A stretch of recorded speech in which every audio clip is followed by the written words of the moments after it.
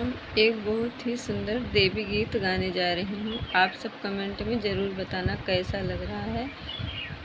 मेरा गाना फुल आवाज़ करके देखना, जैसे सबके भी सपोर्ट करे वैसे हमें भी सपोर्ट करिए।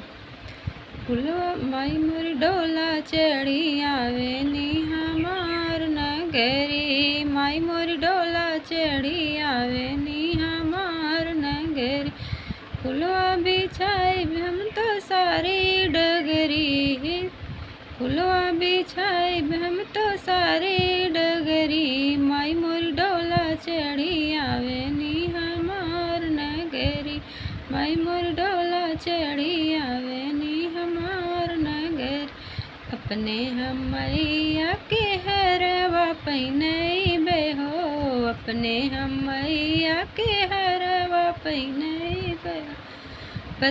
टिकवा पहिनाई बलरी वाली मैया, टिकवा पहिनाई हम लरी वाली। माई मोर डोला चढ़ी आवे नी हमार नगरी, माई मोर डोला चढ़ी आवे नी हमार नगरी।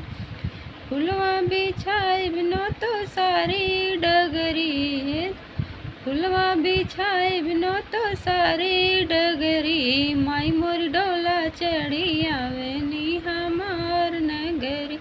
अपने हम मैया के पियरी लिए हो, अपने हम मैया के पियरी लिए हो, अपने हम मैया के चुनरी लिए हो। चुनरी पहिराई हम तो भरपूर मैया के, पियरी चुनरी पहिराई भरपूर मैया के। माई मोर डोला चढ़ी आवे नी हमार नगरी, माई मोर डोला चढ़ी आवे नी हमार नगरी। अपने हम मैया के चूड़िया पहिनैबे हो, अपने हम मैया के चूड़िया पहिनैबे हो। कंगना पहिनाई भरपूर मैया के माई, कंगना पहिनाई भरपूर मैया के।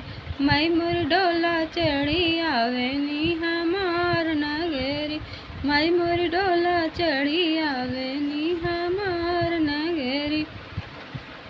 फुलवा बिछाई बिनो तो सारी डगरी है मैया, फुलवा बिछाई बिनो तो सारी डगरी।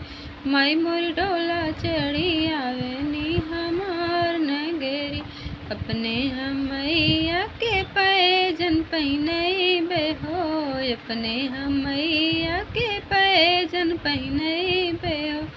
पिछिया पहिनाई मैया के लरी वाली है मैया, बिछिया पहिनाई हम तो लरी वाली। माई मोर डोला चढ़ी आवे नी हमार नगरी, माई मोर डोला चढ़ी आवे नी हमार नगरी। फुलवा बिछाई बिनो तो सारी डगरी है मैया, फुलवा बिछाई बिनो तो सारी डगरी। माई मोर डोला चढ़ी आवे नी हमार नगरी, माई मोर डोला चढ़ी आवे नी हमार नगरी।